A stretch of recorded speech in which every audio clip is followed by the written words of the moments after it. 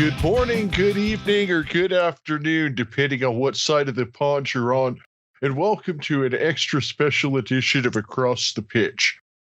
My name is Phil Kennedy, and we continue to cover our team of the month, Greenville Triumph, and I have Ross Davenport with me today, who is, of course, the color commentator for Greenville. And today we're excited to welcome the very first member of Greenville Triumph, if you will. And this guy, he's played college soccer at Creighton. He's been everywhere from Minnesota United, which is another team that we follow on the show, to FC Cincinnati, St. Louis FC. Spent some time with the U.S. Under-17 national team. Really excited to welcome to the show Tyler Polak. Welcome to the show, Tyler. Hey, guys. Thanks for having me. I appreciate it. Yeah, absolutely. It's great to have you on the show today. And before we kind of get to your pro career, one of the first things that jumped out to me is that you played in college at Creighton. Now I know Creighton is a place that's probably best known for basketball. That's at least where I know them from. But so you're from Lincoln, Nebraska, and then Creighton is over in Omaha. So I imagine that's probably a fairly local school for you to be able to get over to. Yeah, definitely. It's only about 45 minutes, depending on how fast you go. Speed limits are a little bit faster in Nebraska, so it doesn't take you too long at all. Yeah, I drove across Nebraska once and actually went to that zoo that they have in Omaha. So I have been there before. It's a nice place, but a little warm and humid during the summer. Oh, you get all sorts of weather there. It'll be hot and humid, and then the next minute it'll be snowing. So you get it all. So tell us a bit about your college career. Have you always played in defense, or did you play some other positions? Tell us about your early career, I guess I would say. Growing up, I was more of a central midfielder. And then kind of when I went into the national team, I was fortunate to go there with the U14s to kind of start things out. And obviously being left-footed, kind of an advantage. So they stuck me out on the left side and then eventually put me at left back, where I've honestly never looked back. I've played here ever since. It's been, 14 years now. So somewhat become accustomed to that. Now, you brought up something interesting there. And one of the things that we like to do on the show here is kind of, for people that are fans of American sports and just getting into the game of soccer or football, depending on what you call it, as you mentioned that being left-footed, that gave you an advantage. And I know in baseball, for instance, if you're a left-handed pitcher, that's something that gives you an advantage. So are you saying that in soccer that it's similar, that if you are left-footed, that's something that can give you an advantage, because that puts you in position to be able to, take a particular spot on the field. Yeah, absolutely. I mean, I think especially for left back and left center backs, having a left foot is key. I mean, you can drive down the line and cross the ball, or if you're a left-sided center back, you're able to hit that switch, that cross field ball to your right mid. So I think it makes a big difference. I think as far as left mids, not so much. I think it kind of depends on the coach that you have, if he wants you to drive the line. But, so many times now you see right-footed players playing out there so they can cut in and get shots off. But I think it definitely gives you an advantage being left-footed for sure.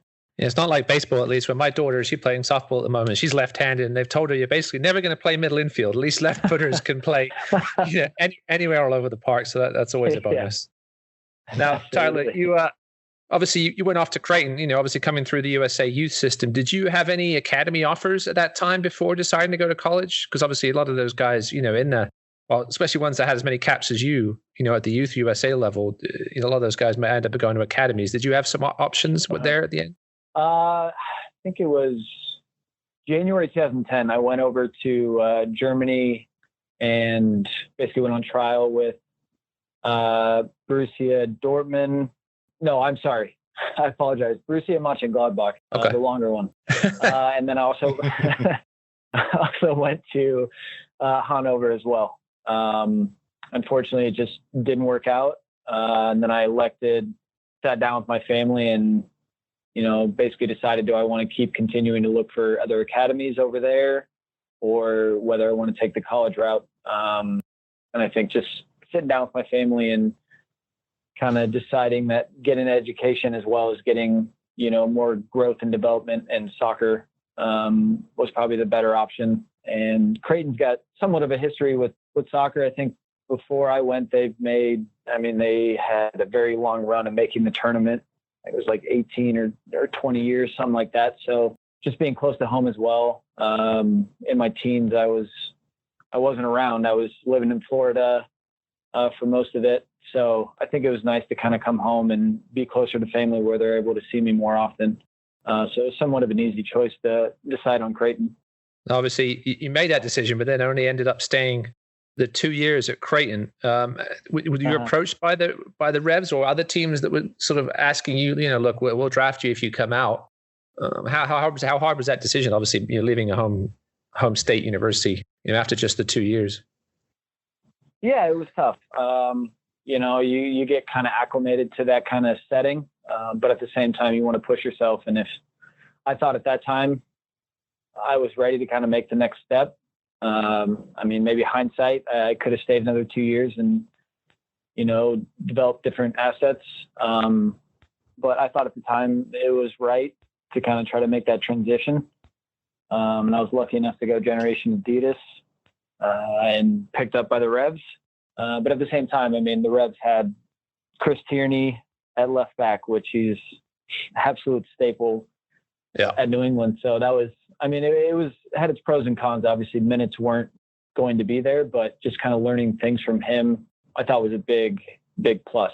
You do what you can with the situation that's given. So I was grateful to have him as kind of a mentor, per se. Was this past weekend? Excuse me, this past week, I should say. Was that the first time you'd gone back and played up there since your trip? Yes, it was. Yeah, back down memory lane. It was cool to be back there. Fortunately, I still have guys on the team that I'm friends with, but fortunately, in this pandemic situation we're in, weren't allowed to see them. But it was awesome being back there. Brought back a lot of memories. Yeah, that's one of the things that I think has probably been understated during this whole pandemic situation is since you guys have started playing again. I know that there's a lot of rules and restrictions as far as things where you can and can't go when you're on a travel day and things like that. How difficult has that been, and what are some of the things that have maybe been the biggest challenges? Yeah, I think it's just getting out and doing stuff kind of in a city. Sometimes, when we get to a city, we get to explore it a little bit, especially for some guys that haven't been to that certain city, but you just can't really do that. It's more just confined to your hotel room, and, you really try to get in and out as quickly as possible and have the least amount of contact as possible with other people. So I think it's just kind of isolating yourself, and maybe a city you'd want to explore, especially like a place like Boston. You're just sitting in your hotel room. So I think that's one of the more difficult things. Yeah, especially taking a long trip like that and, go to a historic city. Yeah, that's got to be difficult. And so now I'm here in Phoenix, Arizona, and we follow the Phoenix Rising pretty carefully. And one thing was, last week they had a couple of away games. They had done some things like, for instance, last Saturday, they actually traveled on the morning of the game for the first time ever.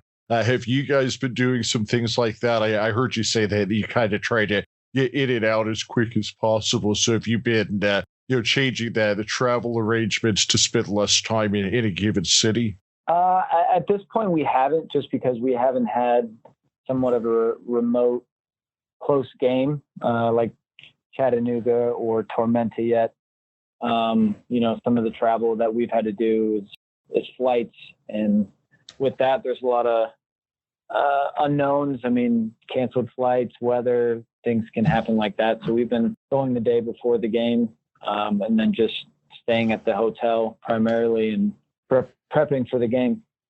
So tomorrow, Richmond, you guys busing up tomorrow? I mean, or are you already there now? We are here now. Yeah, we finished training a little bit ago and just relaxing and, yeah, like I said, prepping for the game. Obviously, a bit of a disappointing loss on Wednesday. How was training today? I assume relatively light. I know the team's carrying a couple of knocks, so you're a little short-handed. But how was training today? Yeah, it was good. It was focused.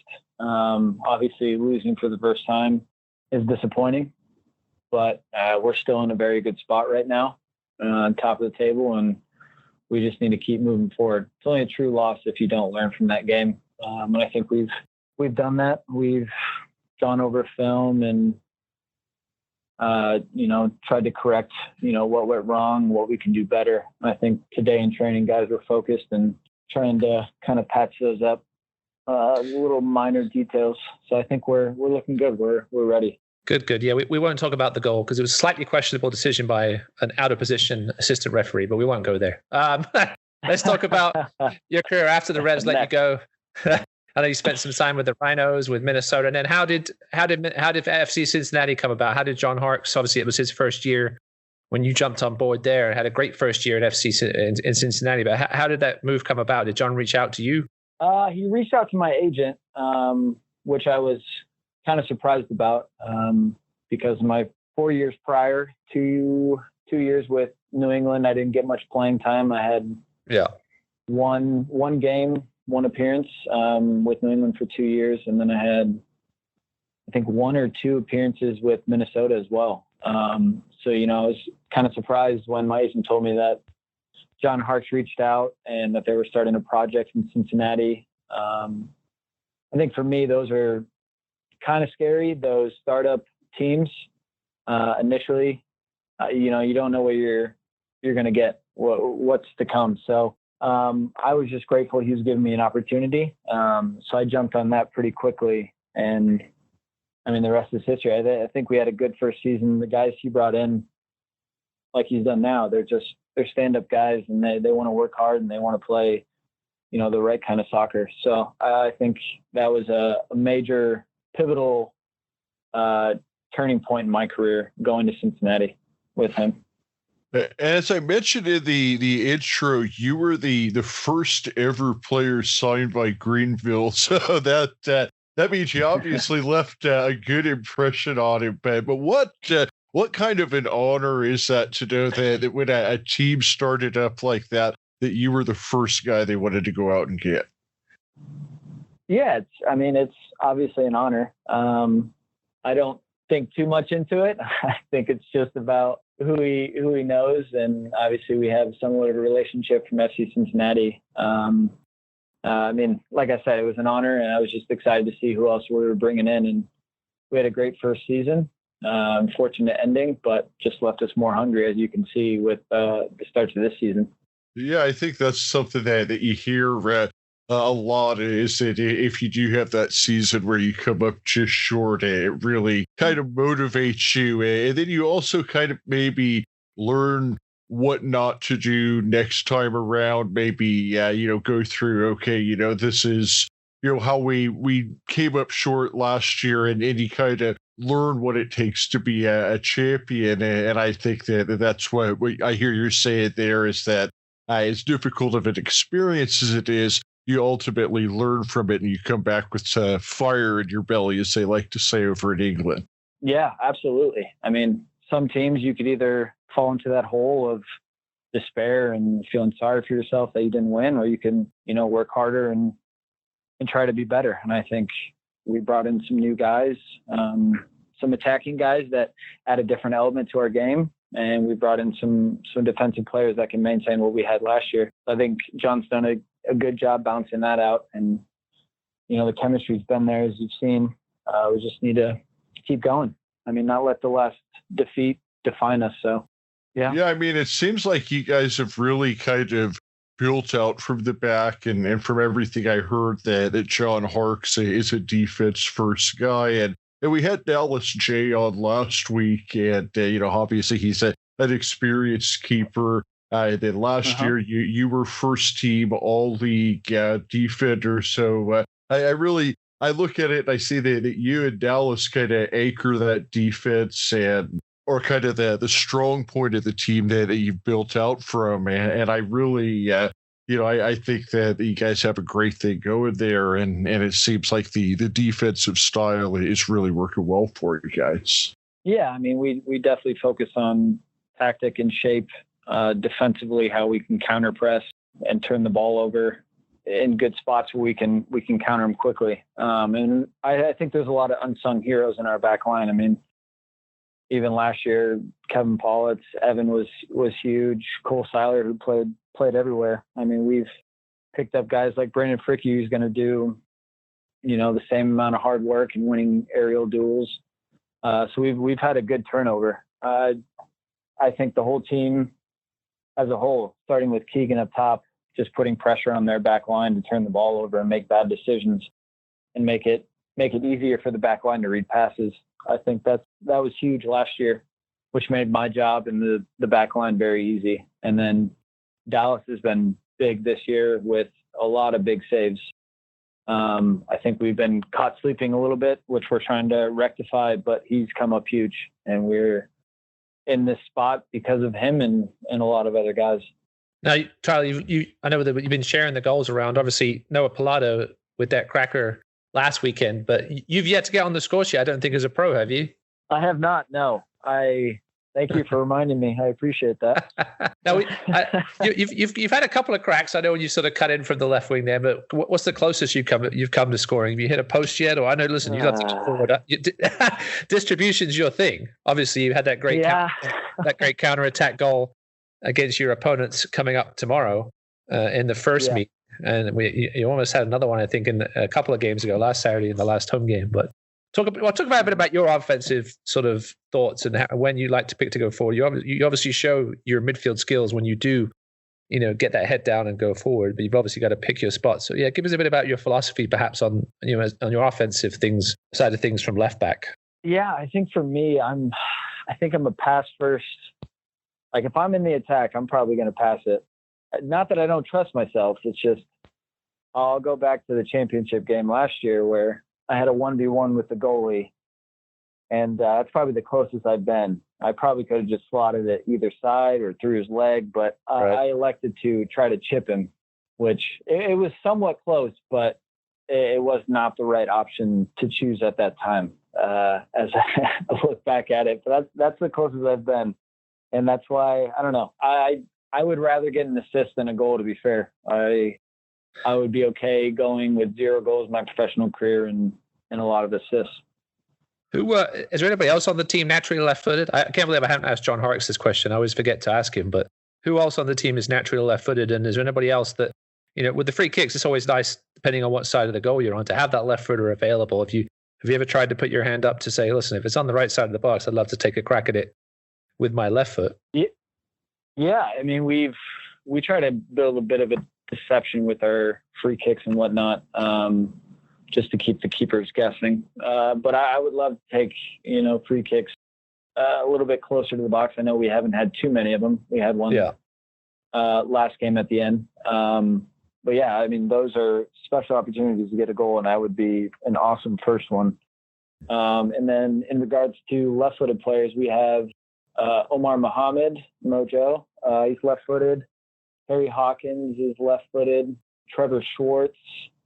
Yeah, he's the one I knew. I knew Trevor was because I know he's very left-sided. But Omar, obviously, Omar was great when he came in on Wednesday. He was a breath of fresh air. Yeah.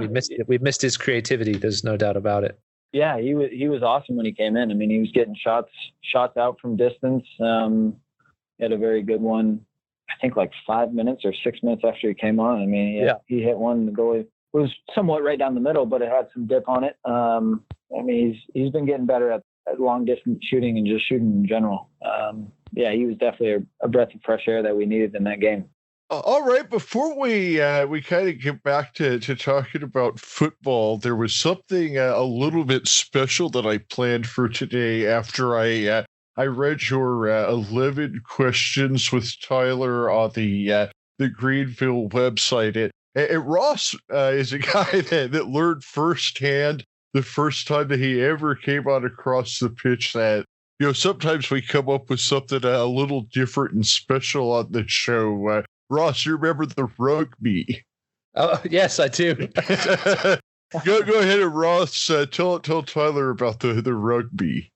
Well, once Phil knew that I have a rugby connection, obviously I do the color for the Rugby Atlanta, one of the Major League Rugby teams, and Phil decided he was going to come up with the rugby, which was, I think if I remember correctly, it was naming what country a certain rug was from or something like that. No, it was spelling the names of spelling the names of random rug type of rug. I had Ross spelling like Berber and Shag Rug. But we're not going to do that to you here today, But what I did, I did find is that you had said that if you ever had a podcast, that it would be a podcast on video games. So what I figured is we would take 5 or 10 minutes here, and you are going to have a video game podcast with us, and we're going to do a video game podcast. So I want to start off by asking you, are you an Xbox or a PlayStation guy? I am an Xbox guy. I kind of grew up in the Super Nintendo. I think that was my first experience with kind of consoles. So the Super Nintendo and then the old N64. Finally made it to PlayStation 2. And then when the Xbox came out, I completely switched. I've been Xbox ever since I think they came out with their first generation. So definitely Xbox. Yeah, that's kind of my story too, except for I'm old enough to have had the original 8-bit Nintendo. Ross, where do you come in on this? Are you Xbox or PlayStation? If I remember correctly, I did have a Sega, well, we called it the Sega Master System when I lived in England. So that was my first one. But then, I went to the Nintendo. I think the next one I had after that was a while till I had my Super Nintendo. And then like Tyler, I jumped over to the Xbox. I had a PlayStation 3 was the last PlayStation I had, but then jumped over and now I've been Xbox. I don't really know why. My son has an Xbox One and he seems to enjoy playing most of the games on there. So that's my route where I've gone. There you go. They're going to get us again in December with the new generation of Xbox. And Tyler, what's your favorite all-time video game besides FIFA? I know that I'm sure FIFA, but besides FIFA, what's your favorite all-time video game? Oh, wow. That's a really good question. All time. I mean, back in the day, I would have to go with either Mario Kart or Super Smash Bros. Okay. Those two, but now it's a little bit different because those games you would be like with each other playing that game. Nowadays, it's just everybody's playing with your friends, but it's online, different houses away. But I probably do Call of Duty nowadays. Now, I don't know which Call of Duty, maybe Black Ops 2. That was a really good one. Those still sell for probably $70 at the video game store, if they even have those. Yeah, those are some of the classics right there. I'm a Halo over Call of Duty guy myself. Oh, there you go. Halo 5 is the main game I play online, so I'm waiting on that new Infinite to come out. But so when you do play FIFA, what team do you usually play as? I actually do FIFA Ultimate Team. So I kind of create my own team where you're buying players off the transfer market and doing your own formation and putting guys in good spots that have good team chemistry. So I honestly, it changes up just depending on what kind of nationality or league you kind of want to go into. I kind of like to start a team and then not depending on how they do, just when I get kind of bored with that team, I'll basically just sell them all and then start from scratch with different guys, which kind of mixes things up and keeps it interesting. So do you have a preferred league over in Europe, or you kind of MLS, or where do you normally kind of play your team in? Yeah, I would probably say the German league. Okay, yes, muted myself. What's that, Ross? Sorry, that was me. I hit the wrong button again. I was saying goodbye to my son. I'm all over the place today. It's a good thing I don't do this when I'm live on TV. Jesus. Apologies, Tyler. Go back to where you started. No, you're good. No, you're good. You got to include that, though. But I was saying I'd probably go with the German league. I don't know. I like the Germans and their work ethic, and I would definitely go with them if I had to pick a league. All right, and Ross, you play with Bournemouth when you're playing on FIFA, or do you play with the Ultimate Team, Ross? Now, see, I have kids, so getting peace and quiet away from them, or getting on their system is difficult sometimes. But yeah, of course, I play with Bournemouth. Although I can't remember on FIFA if they had the lower divisions. We forget that they were unfortunately relegated this past season. But I haven't got into Ultimate Team now. I've seen, I see social media posts about it, and it looks really cool. But I'm not a shooting game guy. I was playing when the pandemic first started. I got into Animal Crossing, unfortunately, at the age of 44, which is ridiculous. But I just picked up the new 2K21 PGA Tour game. I like the slower pace games. My brain doesn't work. As Tyler will have noticed on TV, my brain sometimes doesn't work as fast as everything else on my body. So I like the slower pace games, and I'm a big golf fan.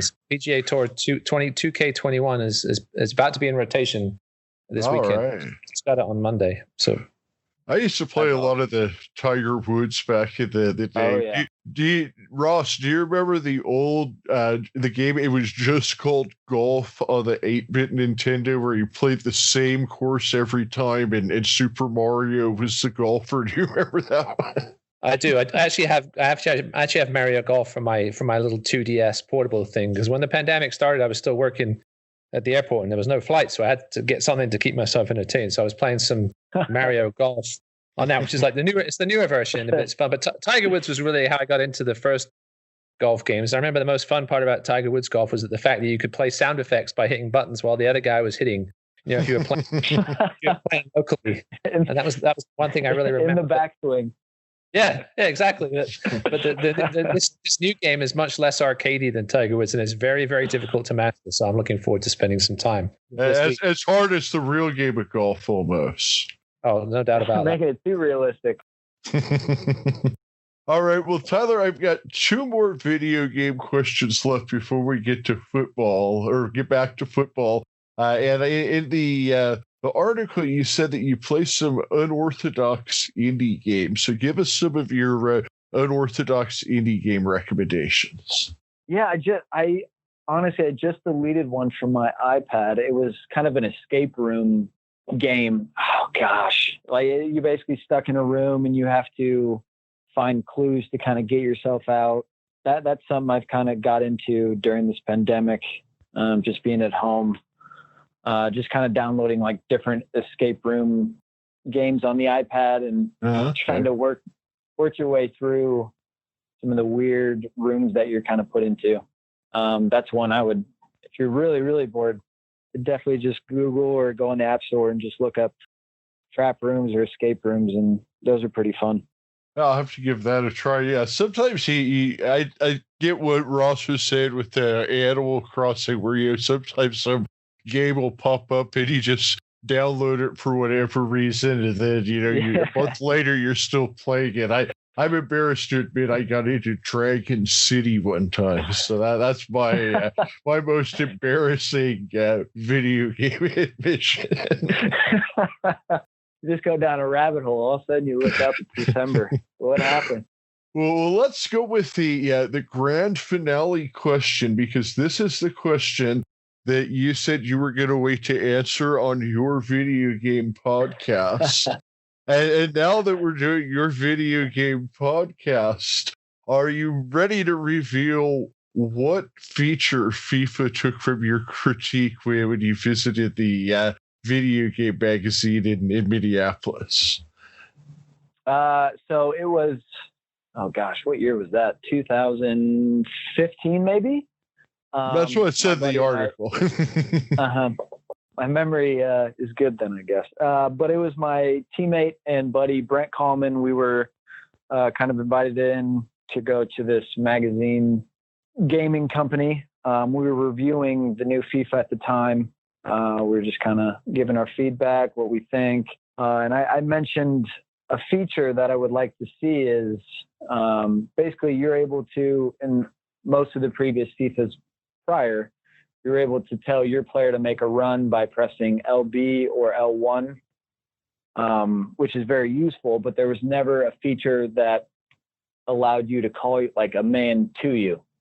It was only to make a run in behind. So my idea was to have a button to where you press it and one of your players checks to you instead of away. And they have that now by pressing the R1 or RB button. So I do believe I'm owed some money. That's awesome. That is the groundbreaking news that you only get on Across the Pitch. And Tyler, we really appreciate you. We know that was what you were holding out, so we appreciate you sharing that one. But before we finish up with this little segment, did you have any other video game related stuff that you wanted to tell the listeners about? Nothing much. I would say recently I've been getting into Footnight. I know I feel old. There's like 10-year-olds, 12-year-olds playing that game now, and I'm 28, so I feel a little bit weird, but that's a game I've been currently playing. And I'm sure my wife hates that I play it as much as I do. Well, I will give you a recommendation on a game that I play on my iPhone called New Star Soccer. I don't know if you've heard of it, Tyler. It's a great little. It's huge in England. It's probably one of the most popular, I think, right behind Championship Manager or Football Manager, whatever it's called these days. I think it's like the second most popular sort of handheld video game. And once I start playing it, I have to put it down because otherwise I get stuck playing it for hours. So New Star Soccer, check that out. New Star Soccer, I will. It is good fun on a bus ride to Richmond, or back from Richmond after a 3-0 victory, I should say. I asked Dallas. I'm going to finish with some silly stuff if you're done, Phil. Yeah, that was all I had. I just thought it would be fun to do the video game section because I saw that Tyler wanted to do a video game podcast. So we, like I said, we like to do some fun stuff. And thanks for being a good sport on that, Tyler. Absolutely. Thank you for giving me the platform. Awesome. All right, now I got some Greenville related questions because obviously we're going to get some Greenville fans paying attention to this. Now, Paul Christensen obviously was missing the last couple of games. And I always forgot to ask John Harkes this too. Who is our third keeper? If we need to have a third keeper, who do you guys even work on this in training, or who would have come off the bench if Dallas, God forbid, had got hurt the last couple of games? Yeah, I think we kind of talked about that jokingly, of course. But I think we'd probably put Evan. He's not as agile, I think, right, but I still think he can get big and make some big saves. I think I'd have to go with Evan just for his size and being able to be a big presence back there, especially like for crosses and stuff like that. Him able to come up would be huge. Well, this is a bit of an inside joke, but putting him in the goal would definitely keep him at the back. There's no doubt about that. Yeah, for sure. Now, going to Evan Lee leads me to my other question. I also asked Dallas last time out. And Evan Lee, I'm trying to get my producer, who's most of the time Ryan Rose. You can bug him on Twitter as well and find him on there to let me do this. I'm trying to let me do an Evan Lee history of hair. And I don't know if you've ever Googled Evan Lee and like Google imaged Evan Lee, but he has a great history of hair. It's been absolutely all over the place. I'm jealous. I've known him since Cincinnati his first year, so that's right. I forgot about that. Phases. Well, yeah. So you have, yeah. So obviously you don't have any hair at the moment. Although I did see a photo of you on your Creighton bio page today, which we're gonna make fun a little bit of Chris Makoviak here, my play-by-play guy, because I sent him that picture of you on the Creighton athletics page today, and I asked him to check out this photo. Just kind of, I figured he knew who it was, but he didn't. I had to tell him who it was, and I even said to him, we're going to have him on the pod this afternoon. I said, if you have any questions for him, and he's like, I don't know who that is. I said, well, you've got a 1 in 21 chance. I said, it's not Dallas J or Evan Lee. I said, you should know who it was. He did not get it. So I asked Dallas. Obviously, Dallas and Evan probably have the two best heads of hair on the team. I asked him who has the third best hair. Obviously, it's not you, but I think he said, I won't tell you who he said, but go ahead. Who has the third best head of hair on the team? I would probably say Colin Stripling. He's been growing his mane out for a little bit. Stripling Imovic? Stripling Imovic. I mean, he's been working on it. He looks just like him with the facial hair too. Yeah, it was. Dallas has been getting tips from him because obviously Dallas has kind of grown his out, and Stripling's a little bit ahead of him. So they've been working on tips as far as just getting the flow to go straight back. It's been kind of going sideways and stuff like that. But they've been working pretty closely together to get that hair down. Good stuff. And obviously you're a member of Team Bold.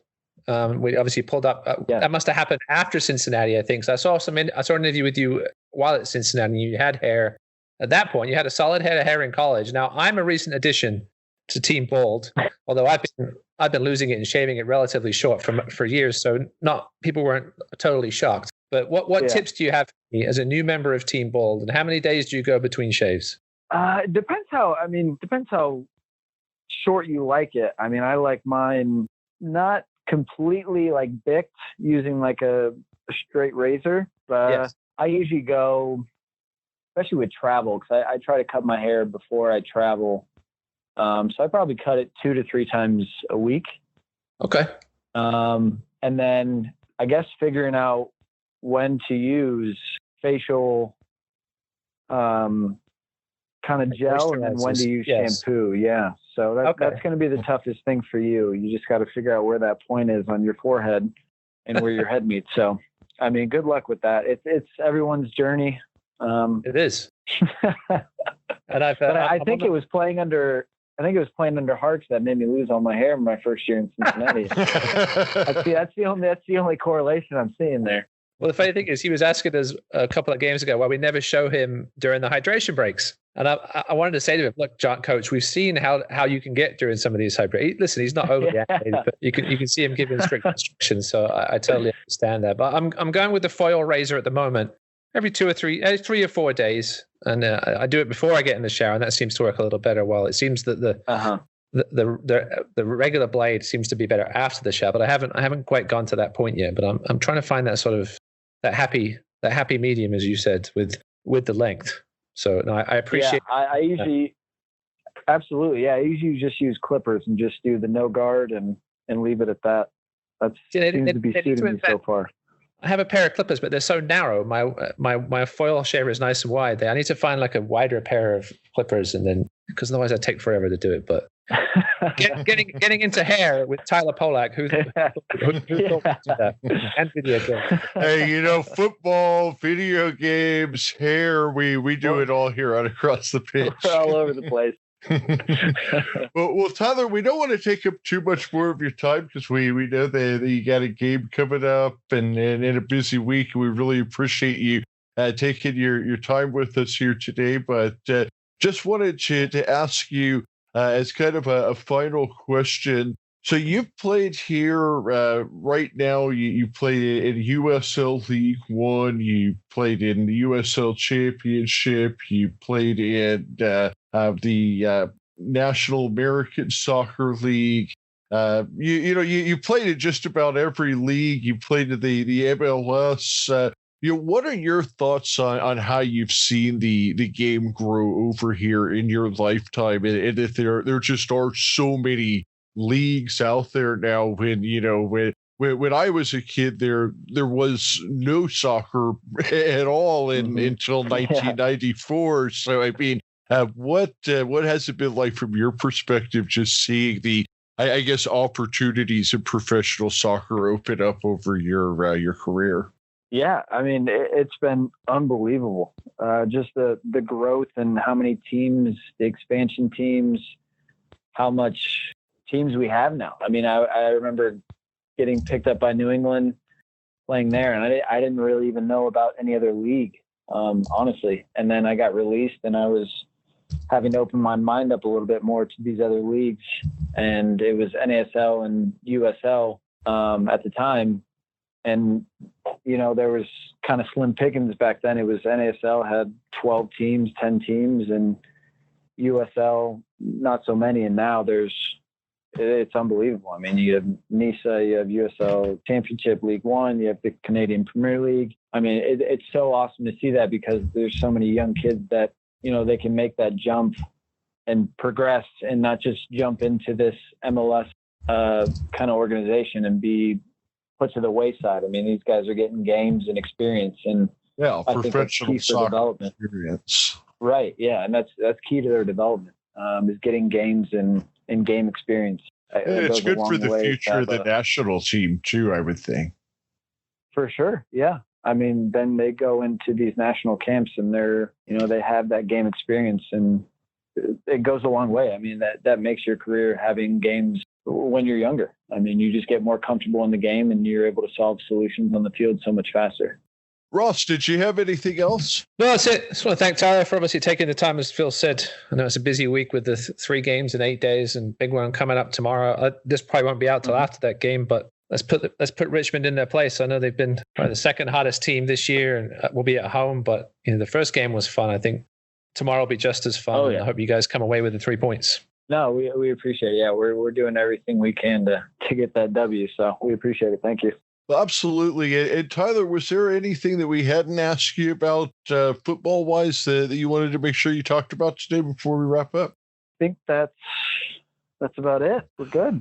All right. Well, awesome. Well, like I said earlier, we wish you continued success with your career, and I've got the Together We Triumph scarf here on my wall, so I'll be rooting for you guys tomorrow against Richmond. And it's been a pleasure having you on the show, and you have a great rest of your afternoon. Thank you so much. I appreciate you guys having me on. Have a good day. Yeah, cheers, Tyler.